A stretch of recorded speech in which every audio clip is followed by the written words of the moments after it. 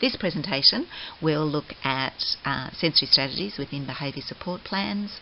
We, in the past, separated out something as being either sensory or behaviour, and through this presentation we'll very much see we've come a long way from that, and it's very, for many people, it's very appropriate to intertwine the sensory strategies with the behaviour support plans.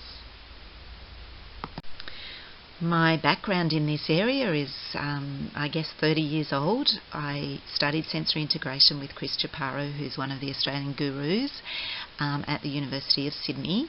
So sensory was very much part of my uni education, and then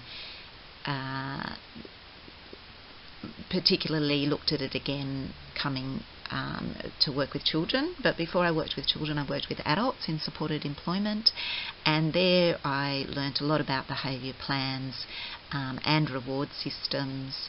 Very much it was a place where we learnt to ignore inappropriate behaviour and give positive reinforcement for good behaviour, particularly work behaviour, and so people were given coins, for instance, for finishing a certain amount of work, and once they'd reached a certain number of coins they could go and buy a Coke, for instance, at lunchtime. Very structured environment, very structured behaviour management systems in that environment. So the learning objectives of this presentation are to be able to use a functional analysis to help create a behaviour support plan, know when sensory strategies will be useful, be able to implement some sensory strategies both for prevention and intervention, and be able to evaluate the sensory strategies and the changes in behaviour. So there are many types of behaviour support plans, but they do have a lot of consistency.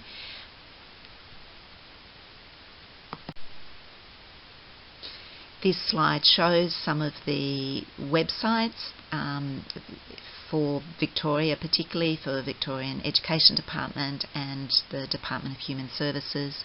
So they might be useful websites just to have a look at. You can see some of it's about bullying, some of it's about learning difficulties, and particularly autism spectrum disorder, the first one there. They're really useful just for getting a general guide to behaviour intervention plans or support plans. We obviously don't have a lot of time, so I've just put that in, and there's also some other PDFs that I can make available to you. So what I'm particularly interested in focusing on is the function of the behaviour. So this is a really good place to start thinking about behaviour when a child is showing some what we call challenging behaviour, or an adult. So we can think about whether the function of the behaviour is to obtain something, to avoid something, to gain attention, or is it just sensory stimulation? And these four areas have been around for a long time, for at least 30 years, and there's not been a lot of change. In the Human Services website I noticed that they were saying also make sure there's no medical issues that might be causing the behaviour. So of course do that, but for the moment we're going to assume there's no medical issues, and we're going to think that really all behaviour is going to be explained by one of these functions. The first three, what do we normally do about it? We normally do things like improve communication. If the person is snatching something, then they need to learn to communicate better. So they need to learn to say, "Can I have a turn, please?" So it might be about improving communication. It might be also about providing a more appropriate alternative. So if a person is talking, if a child, for instance, is talking over the top of two teachers talking to each other, then the more appropriate alternative is to is for the child to wait, so that they need to learn that more appropriate alternative. Or if they are chewing bark in the garden, then can they be taught to choose a more appropriate alternative, like chewing a chewy tube. So those are the sorts of things that it might be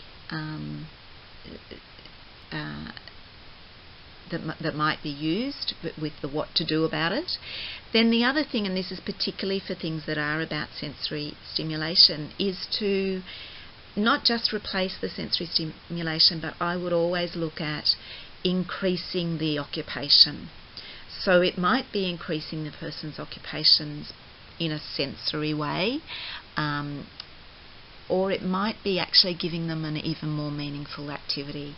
So if a child is spinning the wheels on a car, it's teaching them the more appropriate occupation of playing with the car.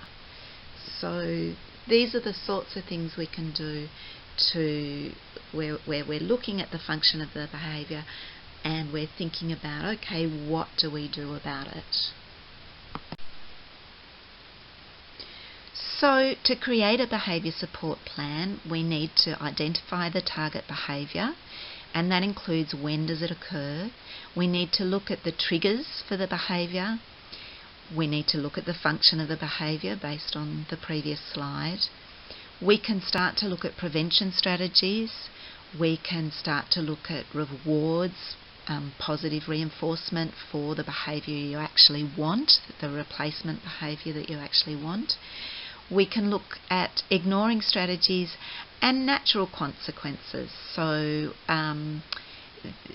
we don't, these days we try not to use punishment as a consequence, but there might sometimes be a natural consequence that is something that the child doesn't like, that might help.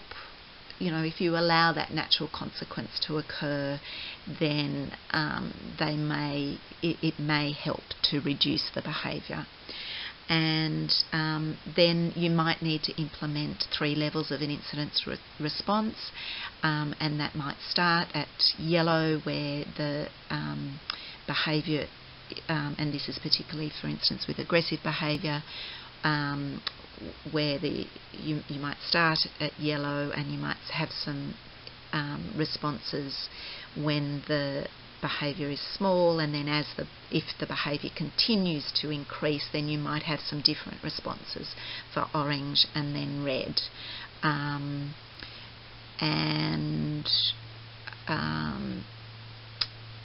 This would be the sorts of things that you would put into a typical behaviour support plan, and of course you always need to evaluate. So we again don't have a lot of time, but that's just a broad brush stroke of a behaviour support plan, and now we're going to look more at the sensory strategies. So many of us use sensory strategies all the time. I sometimes fiddle with my hair, or I chew my fingernails. We are always, we might rub our eyes to help wake up. We might put some boppy music on to help wake up. We might put on some relaxing music to calm ourselves down. So sensory strategies are to do with our senses, our sense of touch, vision, sound, movement, proprioception, which is deep pressure into the joints, taste and smell. The research on sensory processing disorders indicate that they can be involved in attention deficit disorder, anxiety, autism spectrum disorder, developmental coordination disorder, dysgraphia, nonverbal learning disorder, gifted children, and sensory processing disorder can be a type of person in themselves. The Americans use the word disorder a lot. In other countries it's not so much as a disorder, but I think we need to recognise that that for some people it does feel like a disorder. It can cause problems with their occupations, with the things that they do each day. So and then, like I said in the previous slide, we all can, we all use sensory strategies, and so we can think about them pretty much for every child when we're looking at behaviour intervention.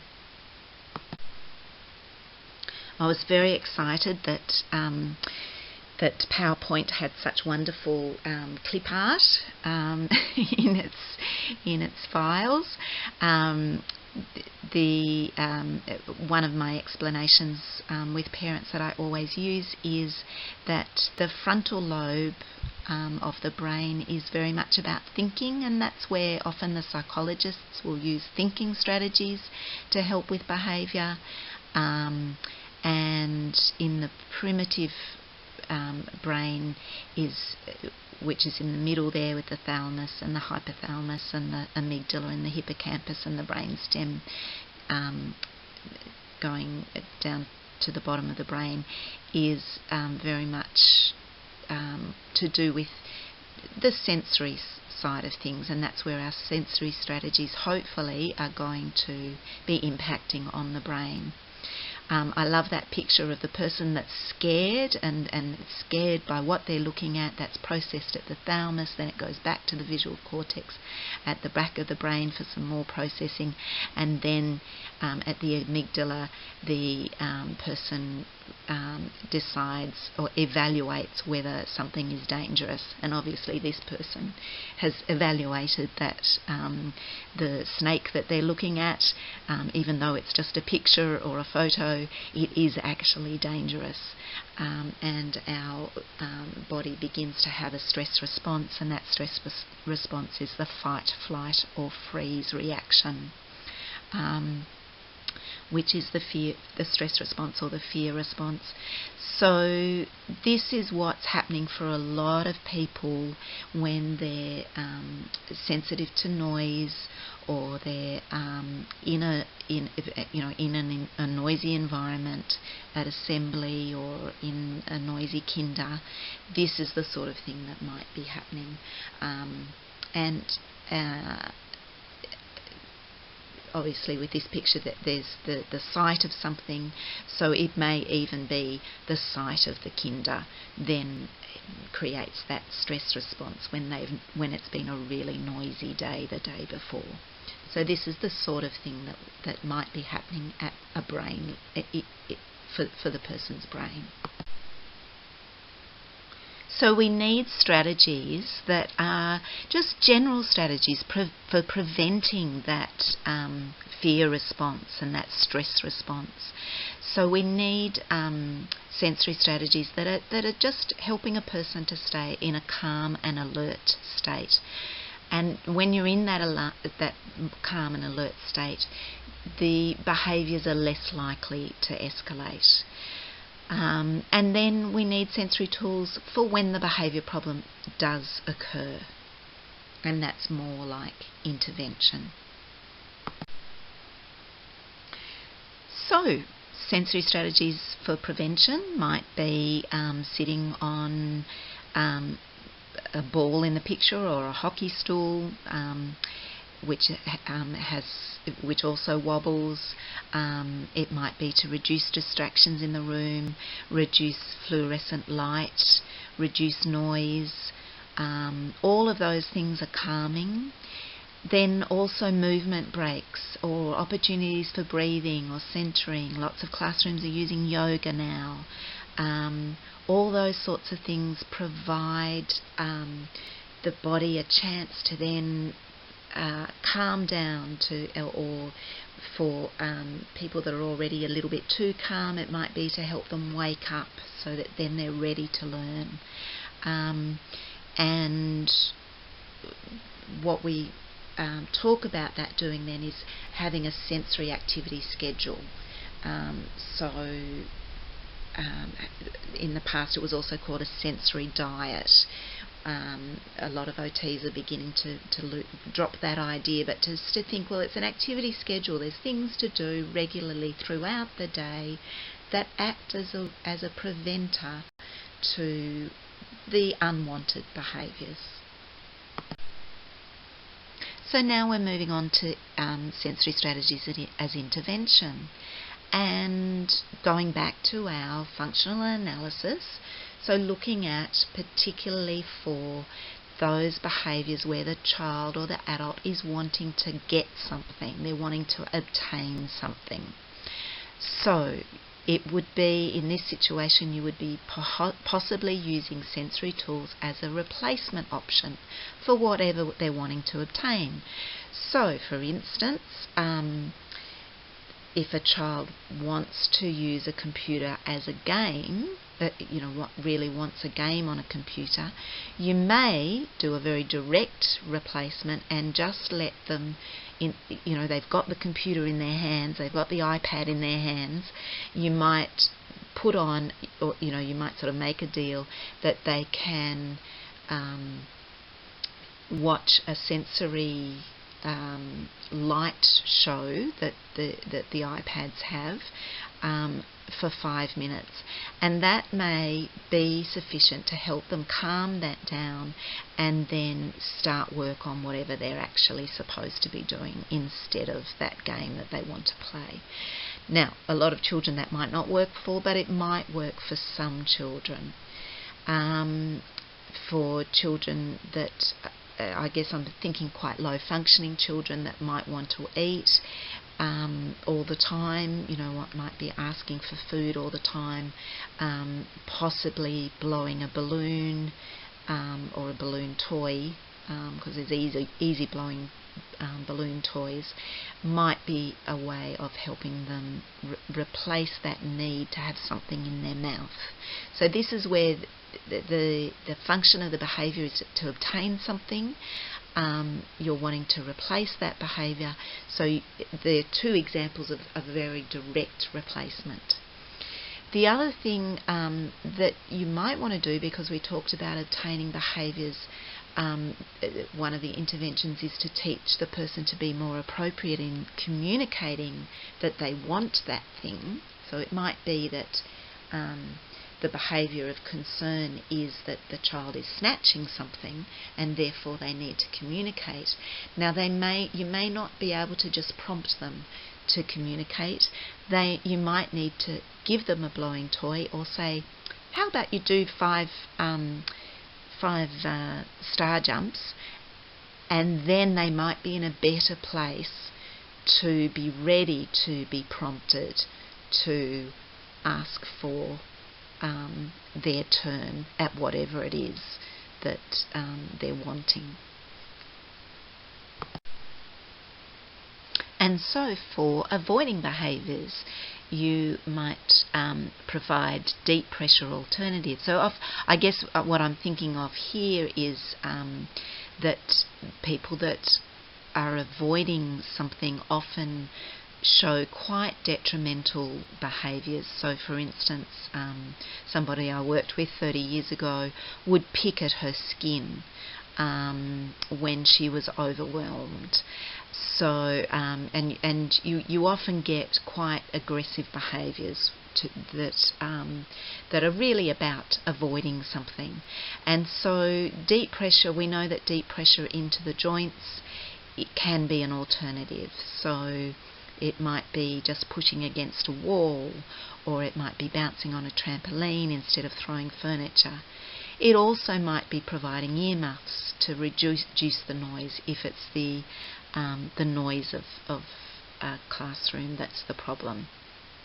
So so deep pressure alternatives, or providing something to help that person actually avoid whatever they need to avoid. Again, you can use sensory tools to help calm enough so that the person can communicate that they need to avoid something. You might not know what they want to avoid, and so you might need to give them some blowing toys, or in this case I'm also thinking a weighted knapsack would be appropriate, because again it's the avoiding behaviours, it's often avoiding some sort of sensory experience, and they're in that heightened fear response, and so a weighted knapsack can be calming, or again a movement break may be the sort of thing that gets them ready to then actually explain what's going wrong. Now this is a gorgeous little picture of a pet being used or giving lots of attention to a person. So we can think about, we talk about children being attention seeking.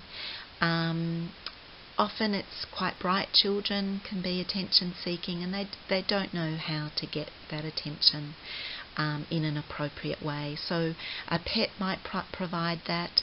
There's gorgeous robots these days that are beginning to be used for this sort of thing. And then the other thing is often if they're attention seeking, they might actually be the sorts of sensory seekers as well, who actually are moving all the time, is the sort of child I'm thinking of here. And that's the sort of child that it's actually good to teach them some skills so that they're actually getting to use movement in an appropriate way, and they're getting to get attention for appropriate movement. So if they're getting, if they're up there on the stage or at the gymnastics competition getting good attention, then hopefully they're not seeking attention at inappropriate times.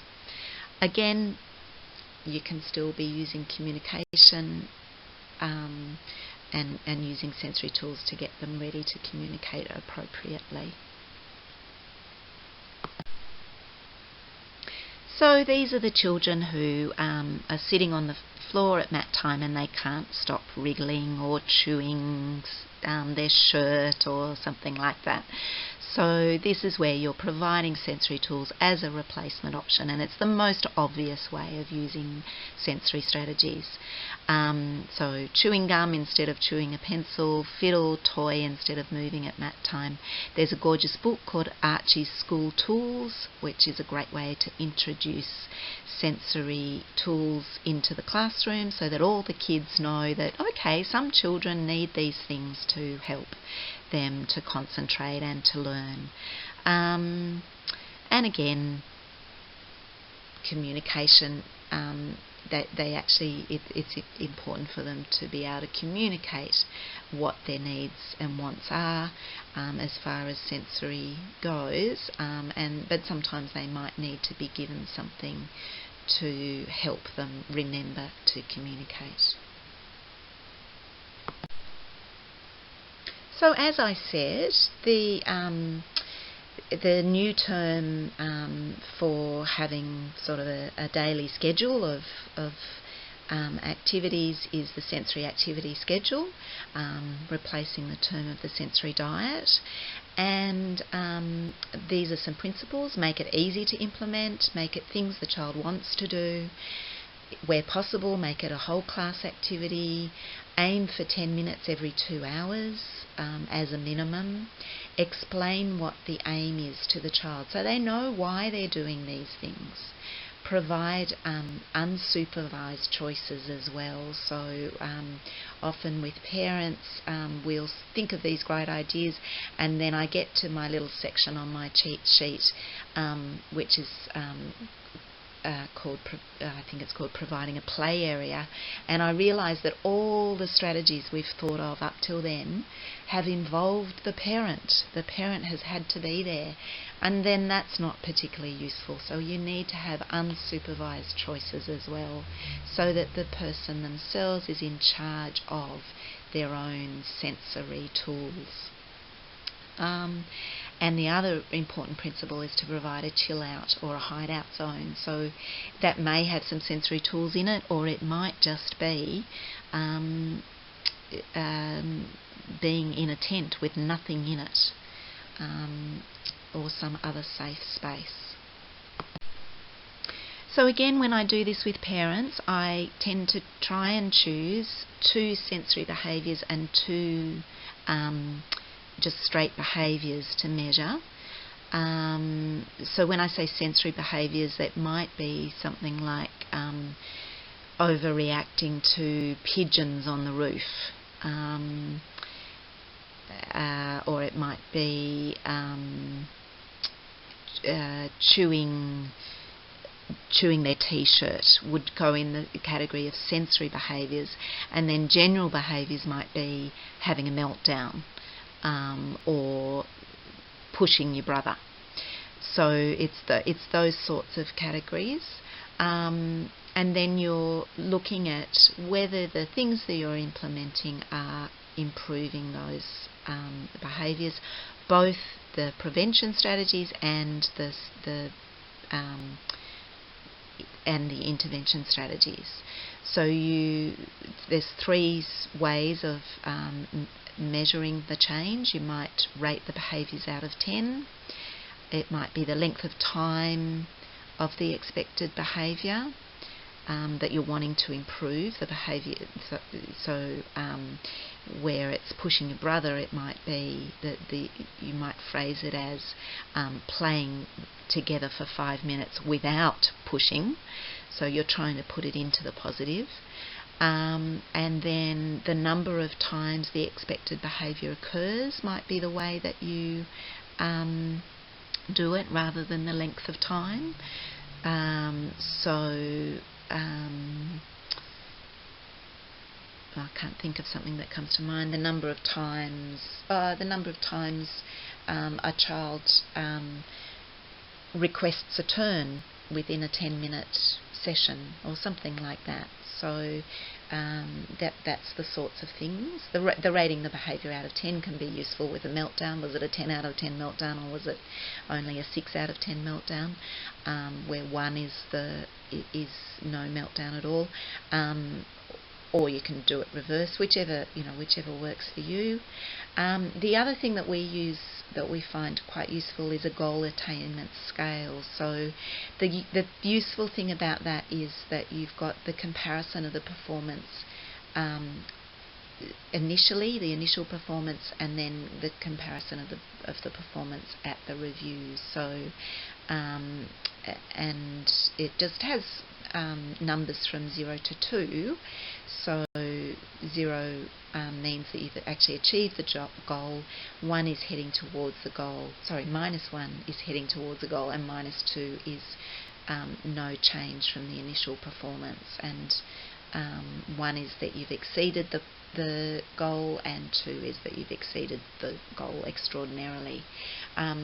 So that can be useful as well when looking at